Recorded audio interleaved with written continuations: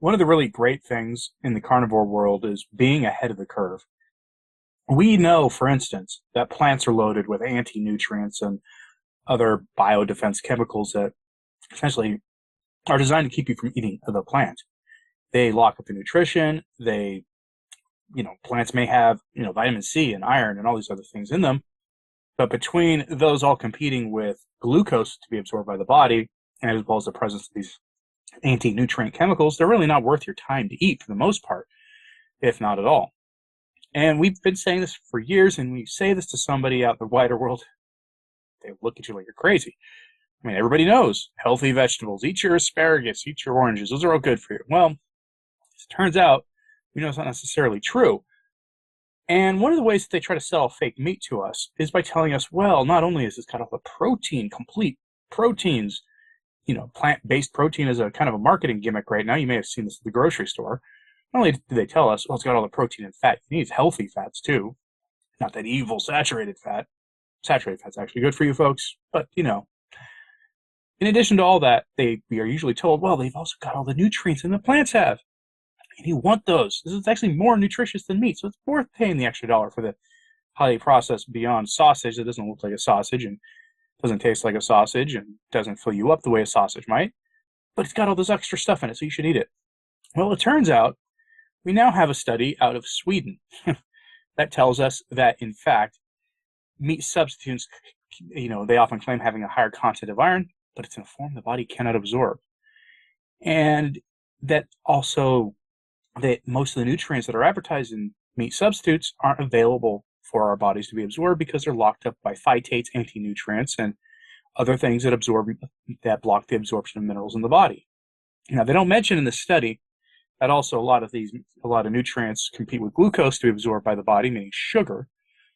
Maybe that's not so relevant with plant-based meats because plant-based meats shouldn't be loaded with a lot of sugar in them. But still, this is a good sign because this is a peer-reviewed study. It was published in the peer-reviewed journal of Nutrients just like 3 weeks ago. And here's your takeaway quote here. Among these products, we saw wide variation in a nutritional content and how sustainable they can be from a health perspective. The estimated absorption of iron and zinc from the products was extremely low. This is because these meat substitutes contain high levels of phytates. These anti-nutrients inhibit the absorption of minerals in the body, says Cecilia Meyer-Laba, the study's lead author, who recently defended her thesis on the nutritional limitations of switching from animal protein to plant-based protein. I want to point out something. At a university, someone was defending their master's thesis or their doctoral dissertation on the limits of nutritional limitations of switching to a plant-based protein diet. That's amazing that they actually let her do that. Why? Because the universities, the nutrition departments at universities and agriculture departments at universities are all highly, highly integrated into and funded by big agriculture, big processed food industry in general, and governments who all have a program to try to get people to eat less meat and to eat more plants. They want to, sedate it, I guess. But the fact that she was able to do this is remarkable, and that is a good sign, I think, because it's another sign that we are turning the corner, that we are winning the rhetoric battle, we're winning the battle of science and facts and all the rest of it. Nobody wants to eat this stuff anyway. And now people are seeing that maybe we're right. The science is with us. The plant-based diets are not good for you. That all the promised nutrients in a plant-based diet, they're not there. This is remarkable, folks. This is really good news.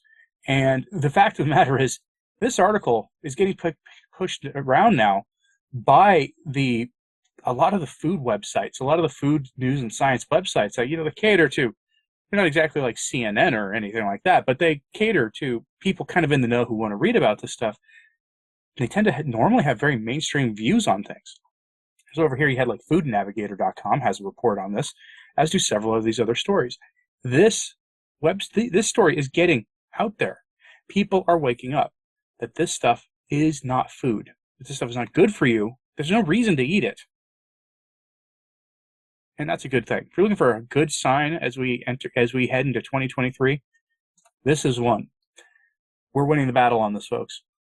Now, whether the the scary news about meat going up 15 to 20% in the new year turns out to be true or not remains to be seen. We will all find out together. That could mitigate a lot of this anyway, because it could force people into buying this junk anyway. In fact, I almost think Beyond Meat is banking on that. Let me know what you thought of this, though, in the comments. Do you think that this is a good sign? Do you think it's going to matter at all? I mean, notoriously, people with power often don't care much about what science says. If science gets in the way of their power play, they don't care. Let me know in the comments what you thought of all this, and like and subscribe if you haven't. It really does help us to share this on social media. Helps a lot as well. I'm Anthony Stine, the Practical Carnivore. Thanks for tuning in.